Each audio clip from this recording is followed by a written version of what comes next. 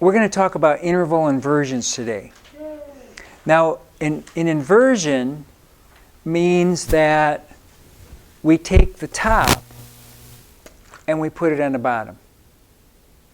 Or we take the bottom and we put it on the top. Same difference, right? It comes out the same. And it also means that whatever the top is, we're not going to change that. In other words, it's going to be exactly the same note, possibly in a different octave. Or definitely in a different octave, if we change the top note. If we change the bottom note, then we're going to put the bottom note on top. We still keep the same. So it's still the same, right? We still have the same two notes, basically. So let's try that with an interval.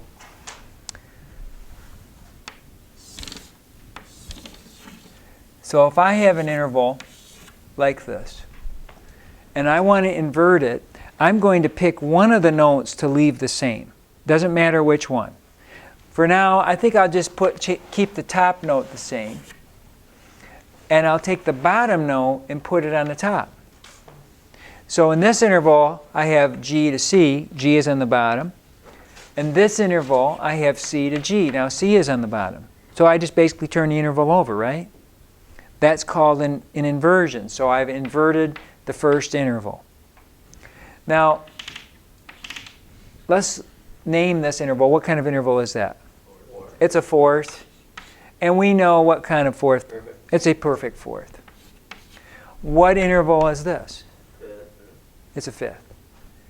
Perfect. And it is a perfect fifth, correct. So a perfect fourth will invert to a perfect fifth. Now there's some rules you can remember about this. It's really pretty simple.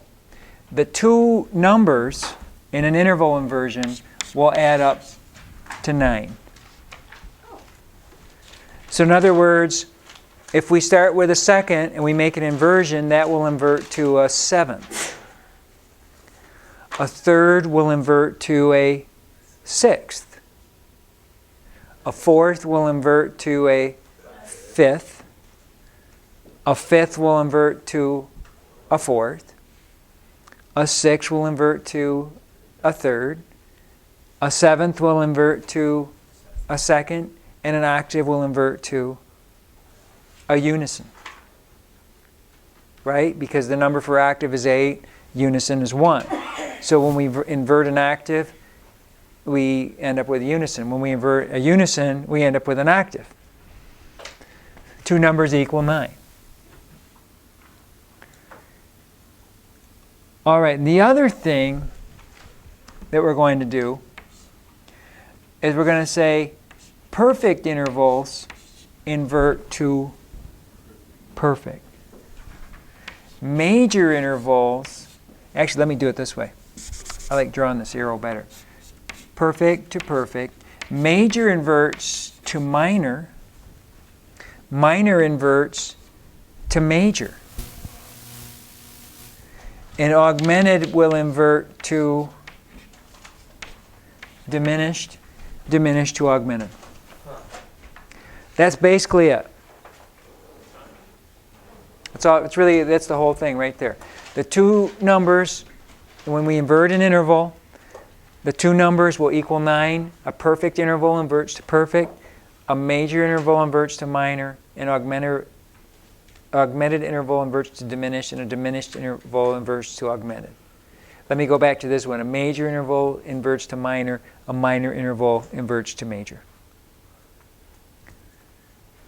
That's all there is to it. That's it. So let's try a couple.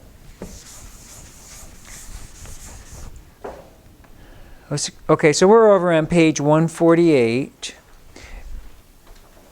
Now the thing about these, they already have given you one note that they've left the same, so you will automatically know that you're going to change the other note. You're going to move it an octave in one way or another, either up or down. If you only have two notes, you have one interval, and I ask you to make an inversion, but I haven't written the other note, then you will just have to choose one. Because sometimes it happens on a quiz that I don't give you the next note automatically, and you'll just have to choose one. You can still do that. It doesn't matter which one. The only thing that I try to do, though, is I try to keep it in the staff as much as possible so I don't end up with a bunch of ledger lines. I try to make it easy on myself. And it's also easier to read. All right, so we're in bass clef. The first one is here. They've left the G. So the first thing we want to do is make the inversion. So we know the G is the same, so we're going to move the A. So the A was on top. We need to put the A on the bottom. Right? So I'll just put the A on the first space. And in this interval, I have G to A. In this interval, I have A to G. Now I have a choice. I can name whichever interval I want to name first.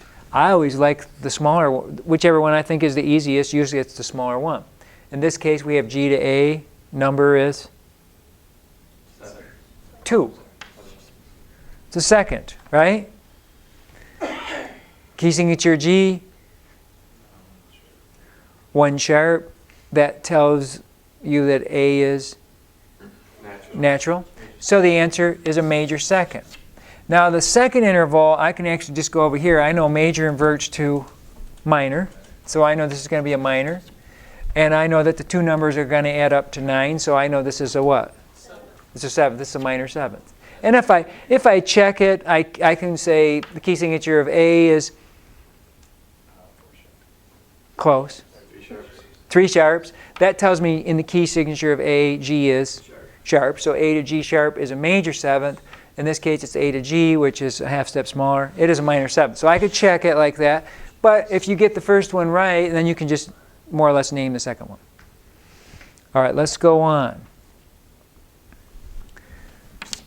A flat to G.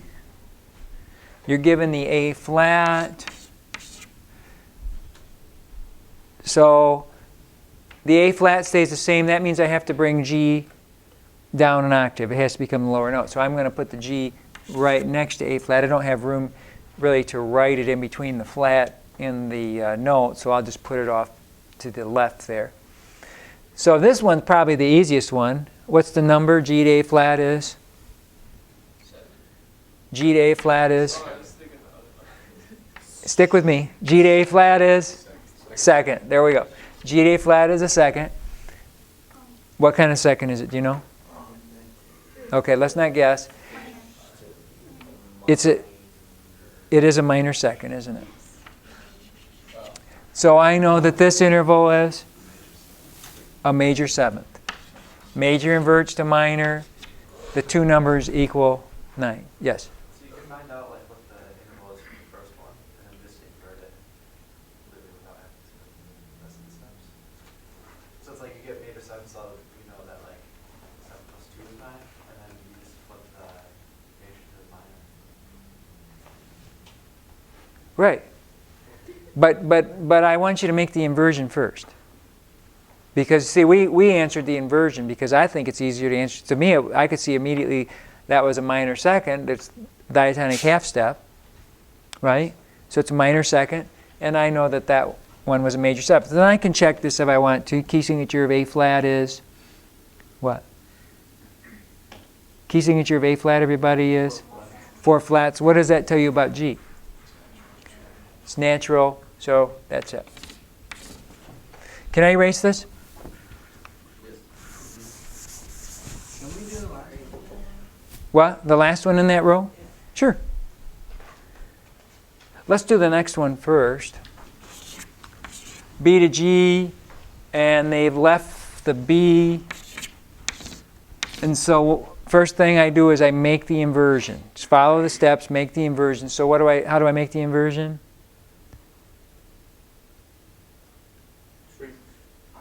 Yeah, bringing G down an octave. So B is the same, I'll bring G down an octave. All right, I'm going to do this interval first. Third. What kind of a third is it? Major. It's a major third. So I know this interval is minor 6.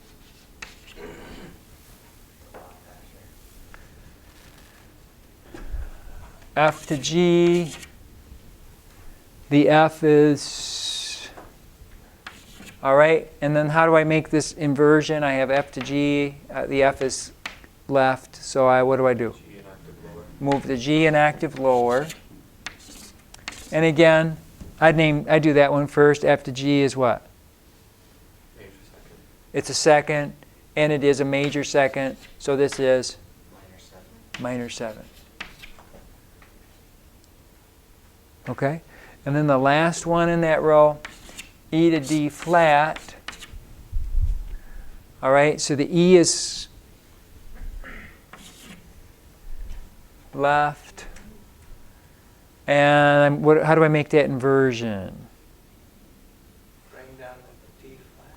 Bring down, and that's right, the D flat. I have to keep that accidental. If you don't keep the accidental, folks, you will get a wrong answer. So if it's D flat in the first interval, it has to be D flat in the second interval. All right, so let's say, who wants to do this? All right, Ken. It's an augmented second. Okay, so you know that key of D flat is? 2 sharp. No? Oh, D flat. 5 flat. 5 flat. So that tells you that E flat is a major second. So E natural is an augmented second. You were correct. Just want to make sure we got this. So augmented seventh, augmented second, what kind of an interval then is this? Diminished 7. It's a diminished 7. I like Easy. these. All right, let's do a couple in the bottom half of the page. And again, you have one note that's been given to you. Now, in these exercises, they leave the top note, so that means that you have to move the bottom note up. So in order to make the inversion, the F has been left. I'm going to move D flat to D flat up an octave.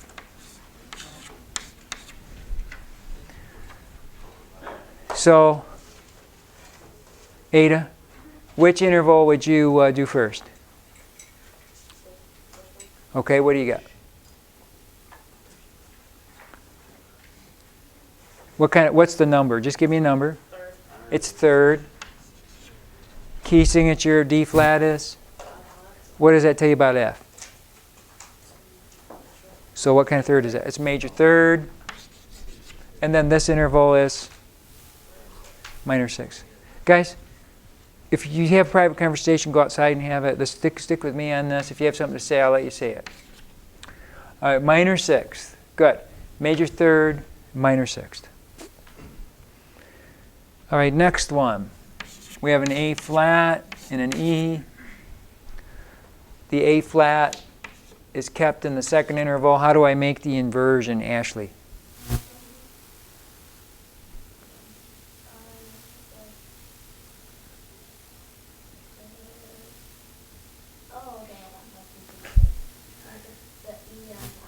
Right, so move the E up an octave. Good. Now, which one do you want to do first? All right. So you just do it just like you're doing an interval. So the number is?